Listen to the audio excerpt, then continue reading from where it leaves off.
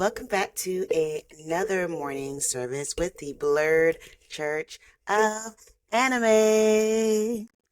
I am your preacher, your teacher, your cult leader, your messenger, whatever you want to call me. I am Black Star here to give you another hopefully inspirational message. We gonna see where the conversation goes today, because my mind has been stuck on a particular thing, and we'll get to that in a second. But I hope you had a fantastic week as we get close to the end of April. I love the month of April despite all the craziness that happens, especially with weather and all things happening. It's my birthday week. I had a fantastic birthday. I was a little bit busier than I expected, but I got to do some fun things, got to do some relaxing things. I got to see friends. I got to hang out. Um, I, I I try to say I celebrate my birthday all month, but really no, I do a lot of stuff on my actual birthday, the week of my birthday, the weekend, before, after my birthday, those type of things. And I've also become recently obsessed with Dungeon Crawler Carl. A friend got me into those books, and now I want to spend every waking moment reading them, which is dangerous when there's eight of them. And you still gotta go to work and do things and record a podcast, all the things, y'all. But yes, it has been a really good week for me. I know that may not always be the case for everybody else. Some things could happen. If you didn't have a great week, if things were really difficult, if life has been getting you down, I am so sorry. You didn't get to celebrate Independent Bookstore Day yesterday. I just want to say F last week. We have to believe that this week will be so much better. So much better.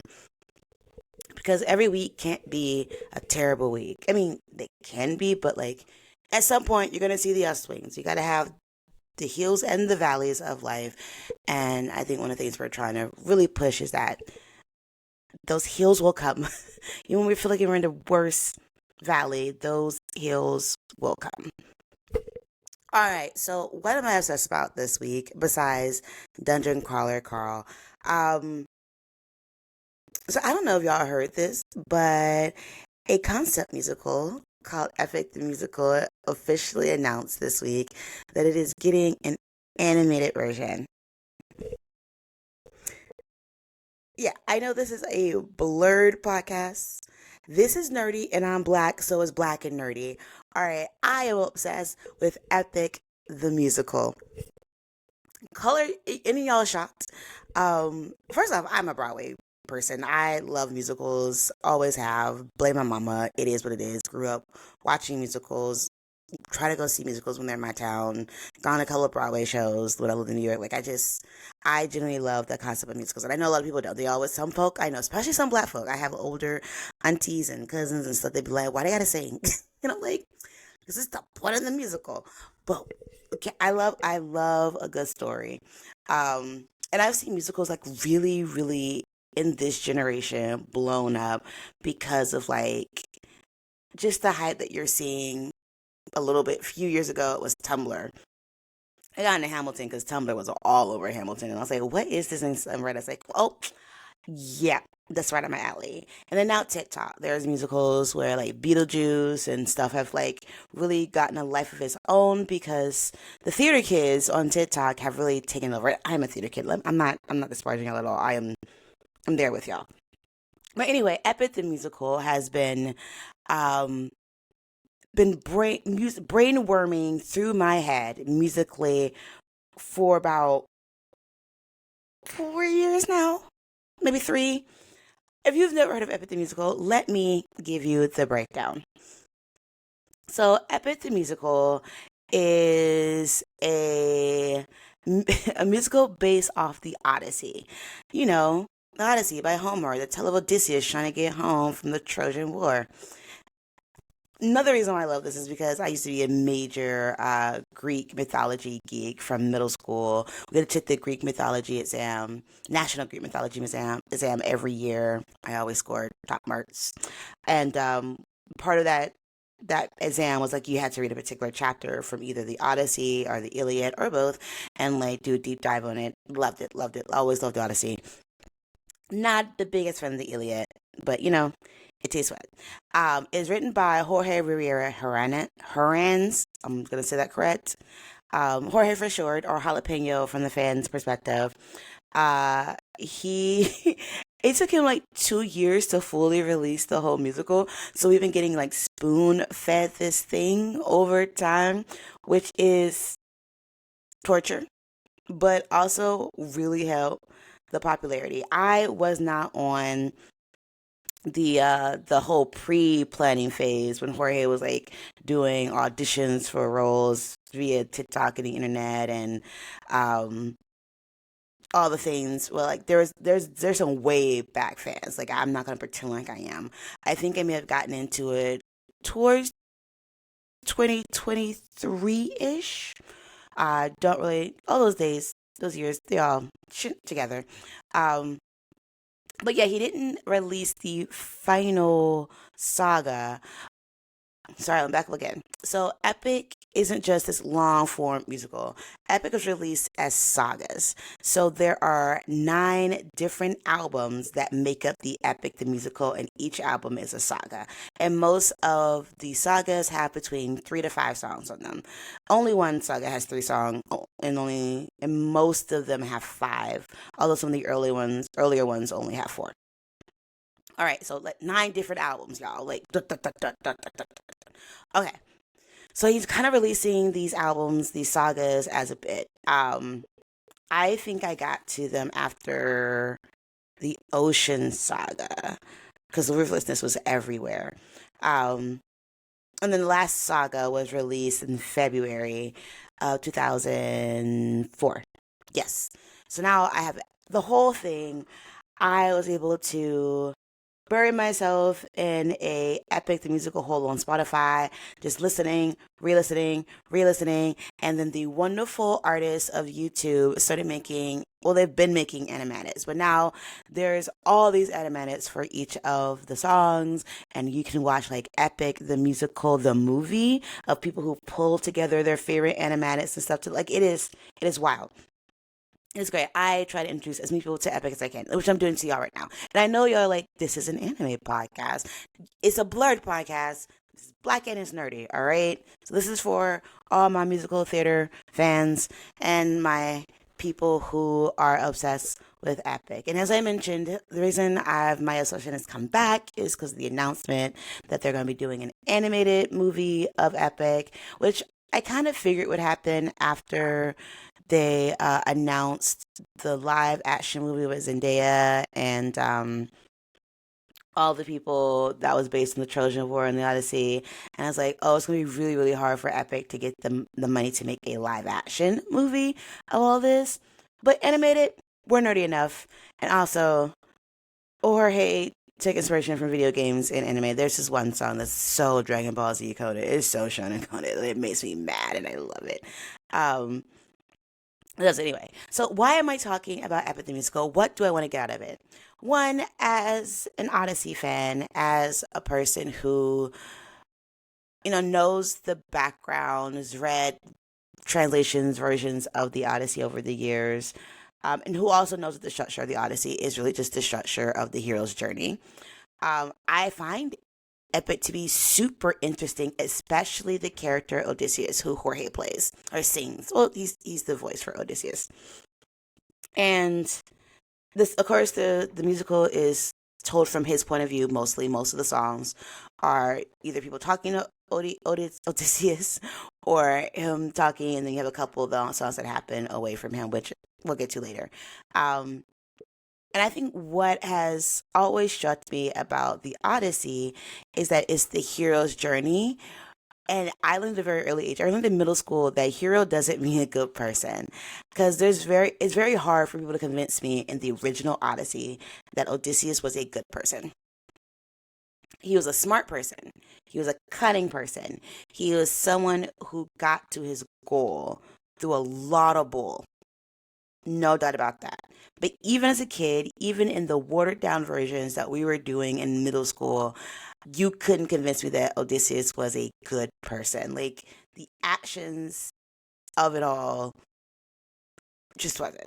And again, every I think iteration, every retelling of the Odyssey, and then you kind of have to pull and pick where you want, what's the moral of the story. And what I really like about Epic is you can tell they want Odysseus to be a good person. Odysseus is going to be a hero. And it is a love story, which middle school me was never like, this is a love story. This dude trying to get home, I get it. But I don't think he cared about his wife and his kid as much as he just want to be home. Listen, I sometimes just want to be home. I don't care about how that be home. Uh, it took me a minute to truly understand that Jorge was trying to make this into a love story until like the last song, and I was like, why is this the last song? I was expecting something a little bit more epic, more big, more like whole cast comes together, and then I go through the whole thing and I'm like, no, this is a love story. He's been crying about Penelope. This in every song is about him getting home to his love. Got it. Got it. Got it. I see what you did there. Anyways, and so what I've been thinking a lot about now that like I'm re-listening to it over and over and over and over again, like I've gotten back to where I was February, March of 2024, where it was like the only thing playing. I've had 2 years of Spotify telling me this is the most play thing. Whew. I promise it's gonna get out of my head eventually. I gotta keep playing it until it's out of my head. But anyway, I say all that to say, I think it's very interesting to look at the story like the Odyssey, especially that new movie coming out, with Helena Troy being a black woman. What everybody mad about. Um, they can stay mad. How dare they? Anyway, and trying to understand what it means for the hero to do bad things. And again, I will also say that I am remembering, my first introduction to the Odyssey, shocked that I clocked Odysseus is not a good guy, but not a terrible guy, but like his morals were a little shaky, and I was okay with that. I think when I first started Epic, I was like, y'all leaning real hard to Odysseus being this moral character, but he just killed a baby. I'm confused. I'm confused. And then this is where this message started forming. It's about what are you willing to give up to reach a goal?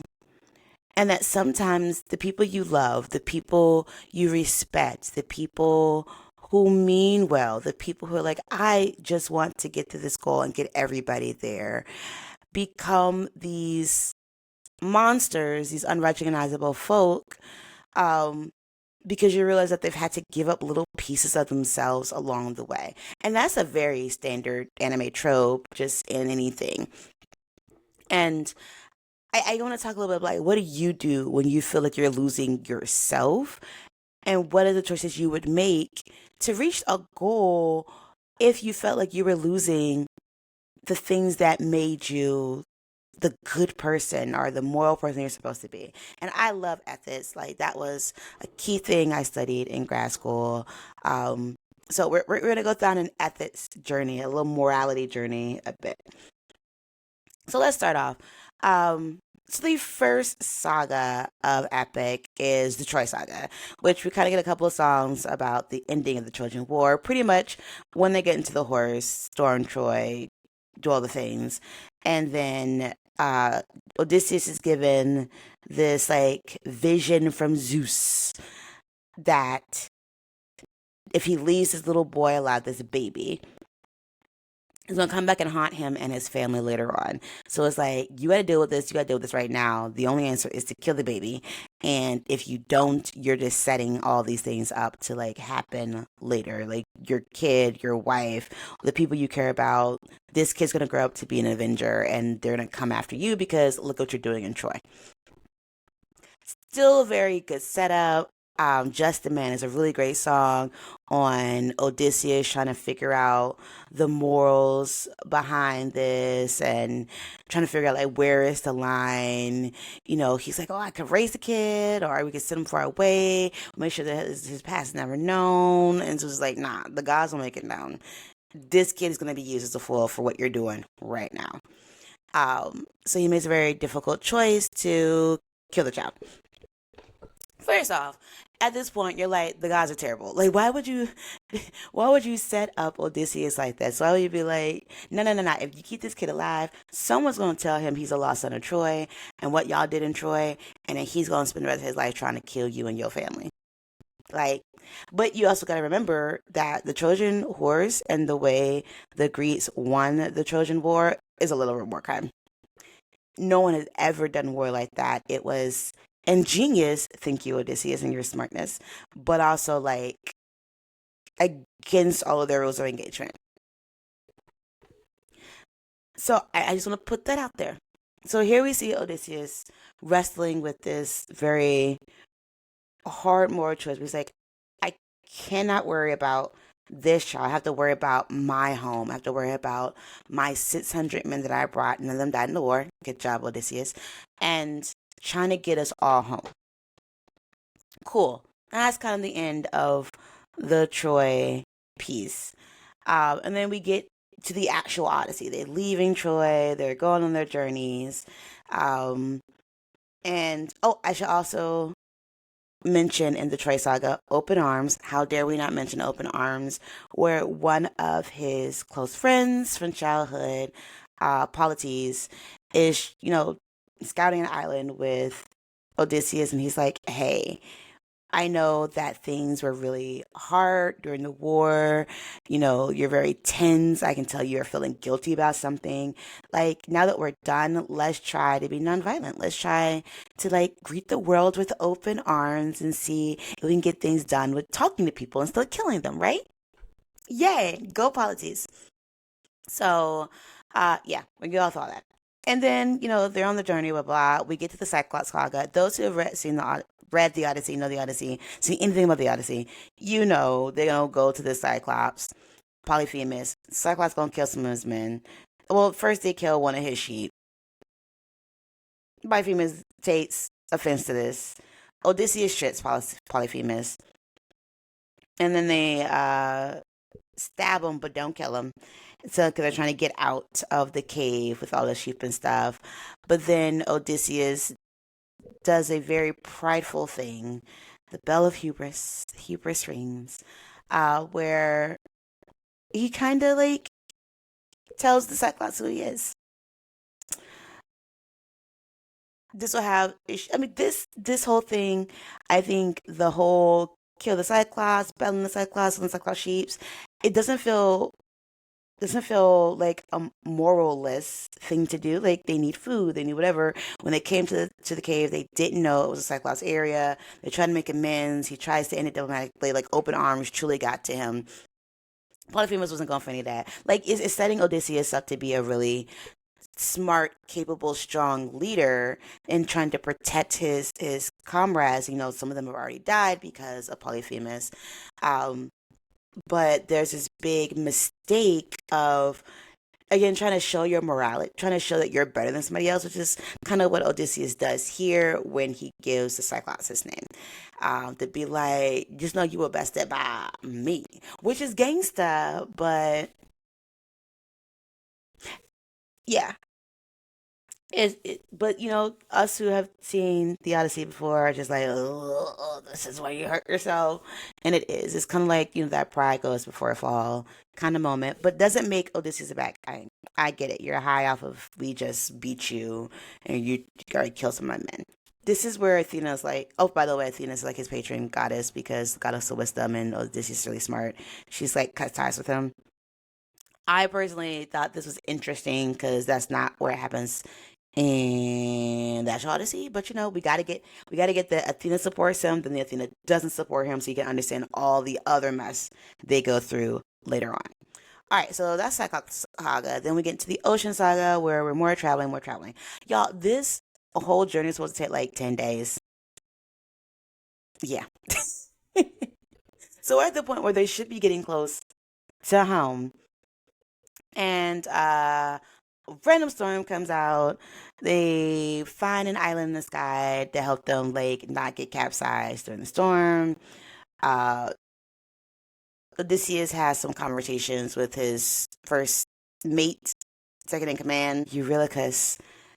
We'll talk about Eurylochus in a minute. And then they get this magic wind bag, and if they keep the wind bag closed, they'll be able to get home.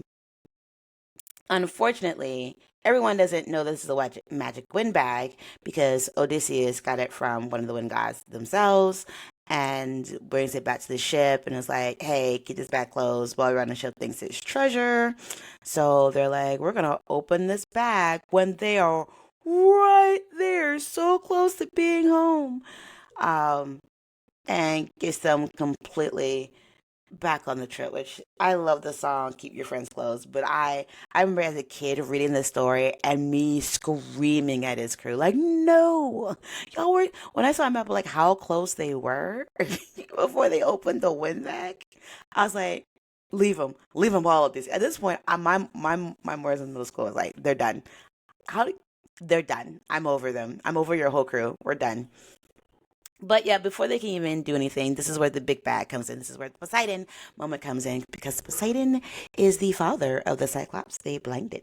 And the Cyclops has asked Poseidon for his assistance in getting revenge on Odysseus. And so Poseidon obliges for reasons.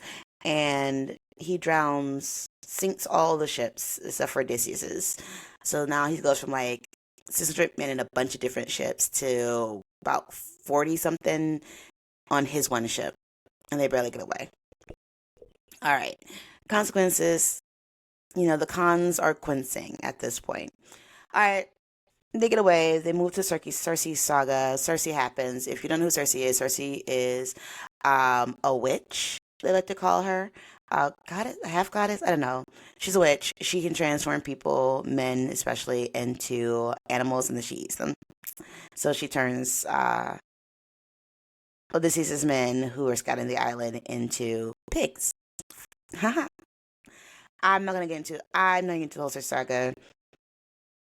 Except, she's also known to be beautiful, and so she tries to seduce Odysseus, which he doesn't take the bait, and that kind of convinces her to help them. And she's like, I can help you by giving you a way to speak to this prophet who can tell you how to get home because, you got to sail, and you've already pissed off Poseidon, and sailing anywhere around this world is going to be quite dangerous with a pissed off god of, the oceans against you. So she gets them to the underworld, and then we have the underworld saga. Underworld Saga. Only it's the shortest of the saga. It's 3 songs. They're all bangers. Um, you get like a lot of backstory in the underworld. Odysseus is going through the guilt of, the war, the people. He's the kid he killed, his crew dying, and other things.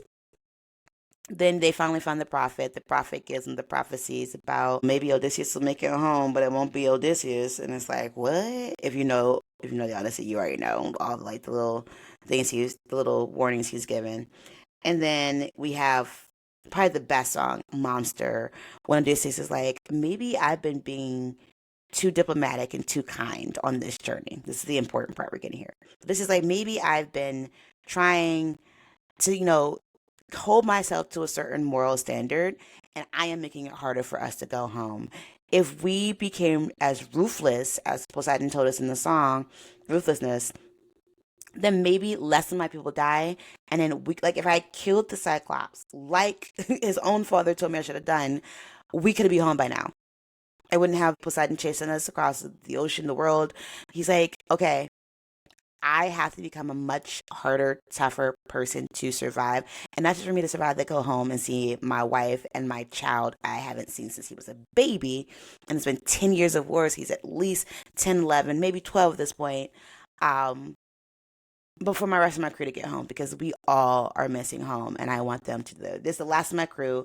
I've didn't leave them behind. And this is where we see the shift in Odysseus. This is where we're like, okay, here's the goal, and here's what I think I need to do to be able to get to that goal. The world is unkind, from Poseidon himself telling us, you need to stop your heart from caring, do what you need to do to survive. And there's so many people who live this life, especially folk who live in war zones, people who live under dictatorships and like authoritative governments, people who live under poverty and like rampant capitalism, even people who are super rich.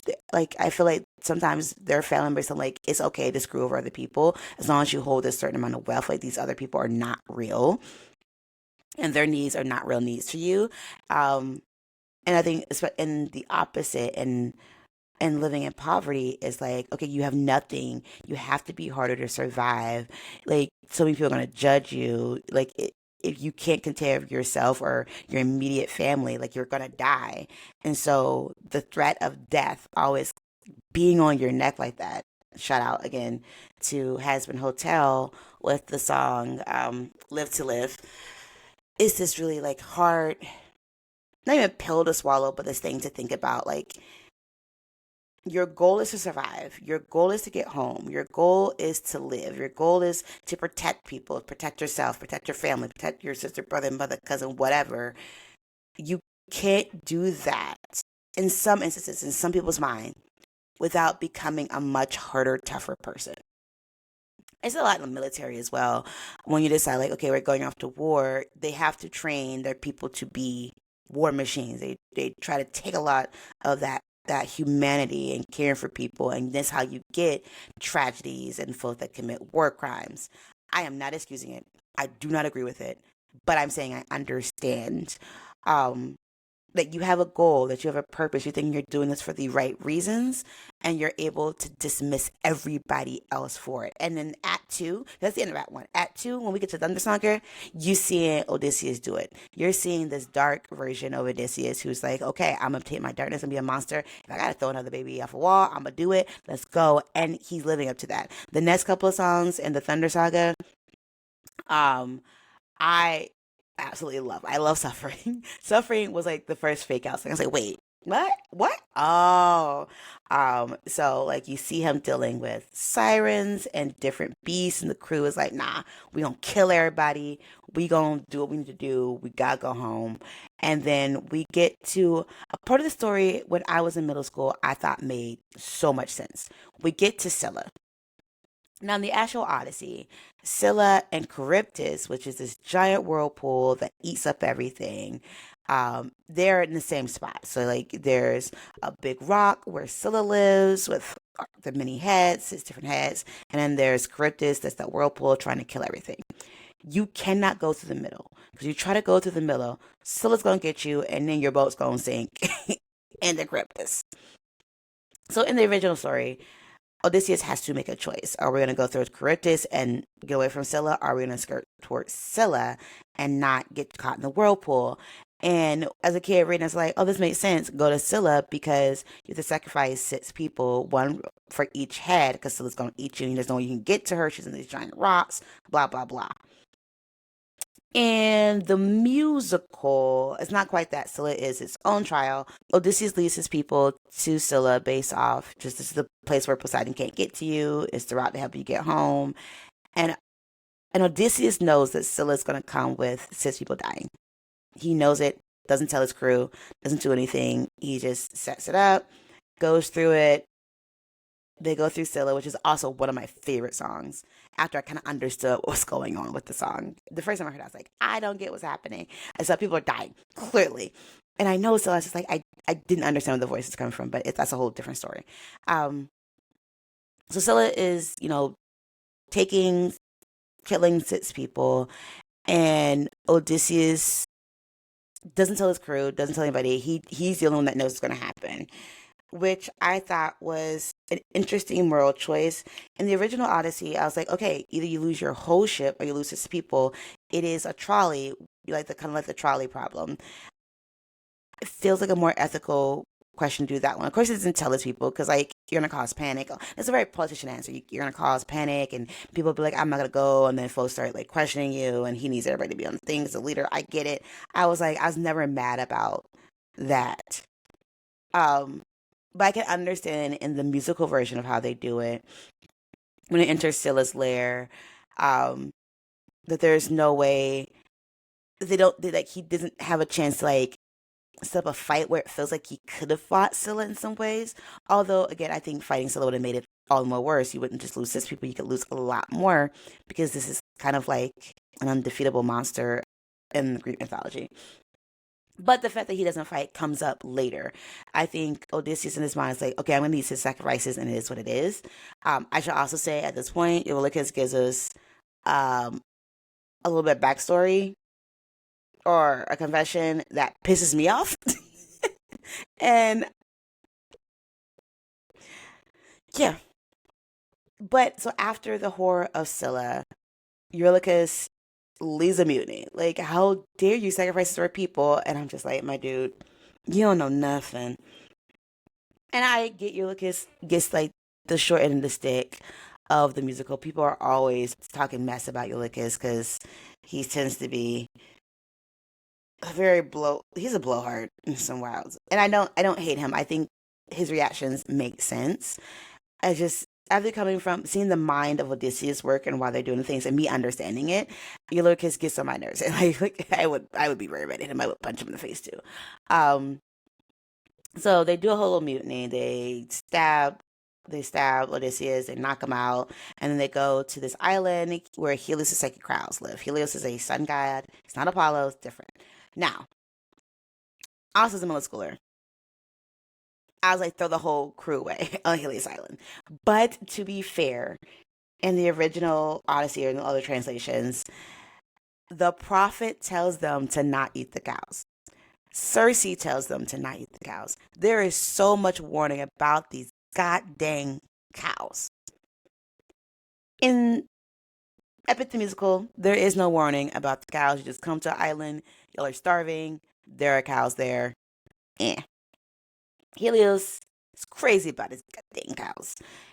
Um, so I give them a little bit more credit. But they're like, hey, we found these cows by the statue of the god of the sun. Don't know where they're from, but they're around here, just begging us to eat them. And Odysseus, being the smart one, because he's waking up, he's like, yeah, don't do that. Like you're gonna bring something really bad to us if you eat these cows. Just don't. But you're looking like, but we're so hungry, and the part of the mad of the part of the anger and the mutiny is like you would sacrifice us so you can get home. Like that's how the crew is feeling. And Odysseus like, I have to get home, y'all. Like this is what we're all trying to get home. I get it. I get it. Like I made a hard choice. It feels terrible. But we were so close. Why will we stop now? And then you hear that Ulysses is like, bro, we're never gonna make it home at this point. Like just let's just eat the cows. And again, to be fair, in the original Odyssey, even though they know not to eat the cows, Zeus, being the bully that he is, keeps them trapped on that island for weeks, I think months, with storms. So they can't leave, they can't get more food. And he basically brings them to this like the edge of starvation to the point where they finally eat the cows. So I'm being very generous when I say this. Okay? It's not their full fault. But they kill a cow and Zeus comes to punish them straight away. Comes to just, eh, you killed somebody. You killed, he was like cows, he was mad at me. You got to go. Let's do this whole thing. And then Zeus does what Zeus loves to do. As I love, they go back to the very first song, The Horse and the Infant. Zeus is always telling Odysseus, you gotta choose something really bad, my dude. So like now, someone's gonna die, and it's either gonna be you or your entire crew. Choose. At this point, I think Odysseus makes the right choice. Because if Odysseus' goal is to get home, even if Odysseus' goal is to like get someone to bring information about him home, it's never gonna happen with Eurylochus. Eurylochus is not smart enough. Eurylochus already believe they're not gonna go home. This crew will never make it to Ithaca under Eurylochus or anybody else we know on the ship. If anyone from Ithaca who went to Trojan War is going to get home, it is more likely going to be Odysseus. And if that is the goal, you have your decision made for you. Bye bye the rest of my crew. This is controversial. This is the controversial piece.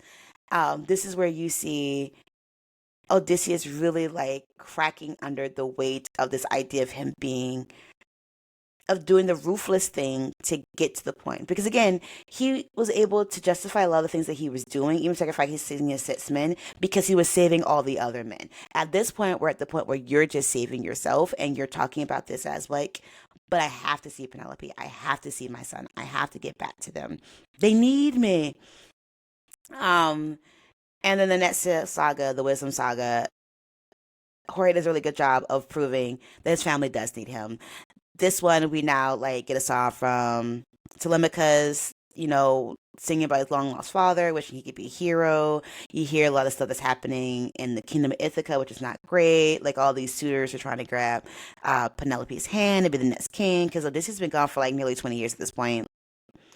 Well, at this point, more like, yeah, nearly 20 years. Um, and they're getting violent. They don't mean Telemachus or um, Penelope well. They just want the power, and they've been just occupying the castle for like years, trying to like get him. Um, Athena finally shows back up. Yay! And then she's like, okay, what happened to Odysseus though? Where's he been for the past 7 years? Odysseus has been locked on Calypso's island. Calypso is very controversial, as she should be. Um, I'm not bringing her up in this message. Okay, I will bring her up. I will bring it up because now Odysseus has washed up on Calypso's island, which is hidden.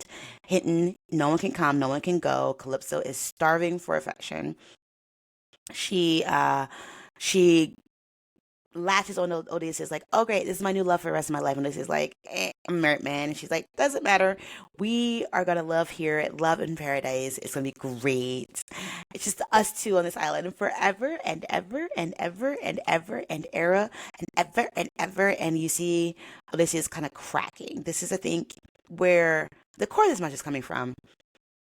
When you make these choices, when you make these type of decisions, when you let your the smart but also the worst self take over, there's gonna be a period where you have to sit with yourself. And he didn't make it to his goal, but while he's on Calypso's island, um, he deals with the guilt, with the memories, with the horror of all the things that he's done from the Trojan War on. And he's not in the best space. He's had somebody who's holding him captive. Um, Probably some essays happening, and he's depressed, and he doesn't know how he can get off this island. To the point where he finally shouts out to Athena, who he hasn't talked to in years after their big breakup. So it's a hard watch, but I think it's also part of that. Odysseus is a good person. If he was able to get through all this with no guilt, it would be, you know, he'd be much worse of a main character in the story. Athena hears him, then she like does the whole thing to get Zeus to let him go. And that's really whatever, not whatever. It's a really interesting song. I don't spoil all the stuff. So then we get to the Vengeance Saga, where Athena's gamble has worked. Calypso now has to like free Odysseus. Hermes comes back to like get Odysseus and tell him that like he has a chance to get home. And boy, Odie jumps on that in a heartbeat. He's gonna do whatever he has to do to get home. But that means he also has to face Poseidon again because Poseidon's been waiting for him for these years. Like we have not finished our bit. Now, I gotta say, I love a dark Odysseus, and there's two songs in the next two sagas that like really hone in the darkness. But now we've come over the hump of Odysseus doing bad things to get everybody home. So Odysseus now has every right to do bad things. Morally, it's interesting, but we're here now. We are now here at 600 strike, where Odysseus gets the chance to torture Poseidon. It is my love it, and he also Odysseus gives one of the coldest lines at the end of the song. I tell you, I scream that line in my car. What a B word at the end of it every single time it comes up. And then finally we get back to Ithaca, where Odysseus is home, and this is the most. I don't want to say the most interesting part, but I remember as a kid, as a in middle school, getting to this part of the story, and I was like, "Oh wow, what are we about to do?" Yes, like I must have been a bloodthirsty kid. Um, oh, this is a very famous story with Odysseus gets home and he's heard the news of, these suitors, and this isn't even the original, the suitors being in his castle trying to get to Penelope. Penelope has been using all of her wits and her wilds to like keep them at bay for years. And Odysseus is like, none of them can live.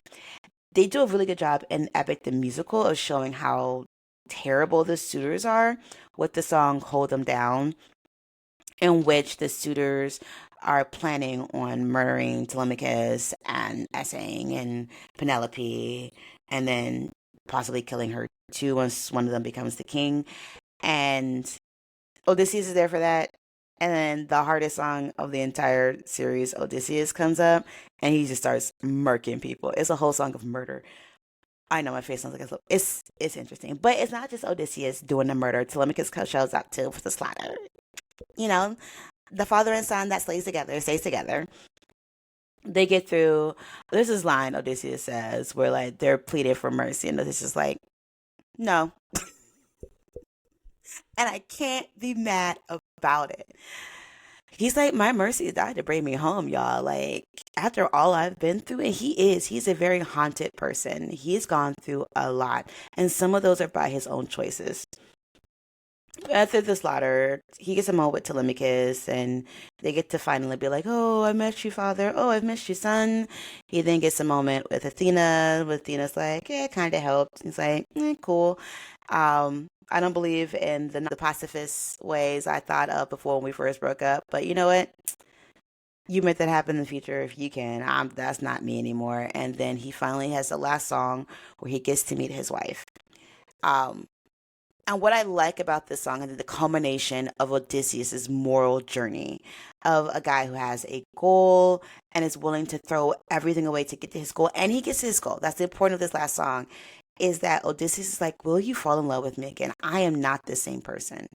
I am not this lighthearted person that I was before I went to war. I've done terrible, and he is really like putting this up. He's done terrible things. He didn't come home the person he thought that Penelope could love, but he's asking, like, fall in love with me over, learn who I am now and fall in love with me, which I think is actually very beautiful because, and here's the moral message. When you choose this route, right? You are fundamentally changing who you are and fundamentally changing your relationship with people.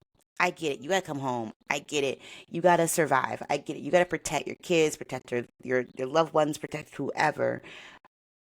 But as you do all these things, as you let your morals become a little bit more frayed, as your ethics are more geared towards your survival and what's best for what you think is best for people, it does strain the relationships that you have with others. And they do get the right to decide if they want to still be with you, be loved by you, be protected by you. Because I get it, you giving up so much of yourself to help them, to be there for them. And it feels terrible when they're like, I don't like who you are anymore. I don't like who you've become. And it feels like, but I did all this for you. And like Penelope would have been well in her right to be like, Odysseus, I don't know, you need to sleep in the next room. Which, in this story doesn't happen because this story. But in real life, like people may understand where you're coming from. It doesn't mean they agree with it. And that's okay. That's okay. And it's also something I think you should think about when you decide to take on these roles. Odysseus is ready to be the monster, the devil, whatever he had to do to get home and hopefully get his man back home. He didn't. He didn't get his man back home. He fell in that port. And quite as it kept, after killing all the suitors, there's about to be a mutiny on his hometown because all those people came from Ithaca. Like their families are ready to go kill Odysseus for it. And the gods actually had to step in and stop it in the original Odyssey. So it begets like even though you feel like okay, all this stuff is tied up neatly, the violence begets violence, and more revenge. I think that's what I love about Afro Samurai is that revenge never ends the story. It just gets more people to do revenge. Um, and so I think that's something you got to think about when you're doing. I'm not poo-pooing people who are in tough choices and making these tough decisions. It is what it is. It really is, y'all. Um, and you can see, and I think that line of like either you die a hero or you see yourself live long enough to be the villain. And even in Odysseus' cases, he is a villain in many people's story, but at the end, he still gets to be a hero to his family, to his wife and his child, because he makes it home, because he's able to spend the last few of his years with them. There's so many choices out there. It's so tough when life keeps handing you L's, when there's so many obstacles. Like all the Odyssey is a story of a man hitting obstacle to obstacle to obstacle. Some of his own making, some of his crew's making, some of them bull that came from the gods because the gods just are messy. They're messy, especially Greek gods. Messy. Okay. but perseverance, and then figuring out and letting those experiences change you, and then giving your loved one space to accept the changed you. And I think that's the hardest part. But if you haven't listened to Epic, get on it before the animated movie comes out, because oh my gosh, I just want everybody to be in the Epic. If you're not, like, I'm not a musical person, I'm not sure I can do it. If I can't just watch it or listen to it like this, I mean, sure, you could wait till the animated movie comes out, or you just listen to the songs. The songs are bops. Jorge makes earworms like nobody's business. All of the artists that he's pulled into this, and none of them are like big name stars, but you'll get to meet and listen and hear some really amazing voices. And a lot of them have their own music and are streaming and on YouTube and all this kind of stuff. So it's a whole get in the fandom. You know me, I love all fandoms, and I'm telling you to get into the fandom. This ended up being a really long message because I went through the whole Odyssey. Dang. Spoilers alert. I guess it's too late to say that, but yeah. I hope your week is amazing, and I don't have a better way to end this. So I'm gonna say till next time. Bye.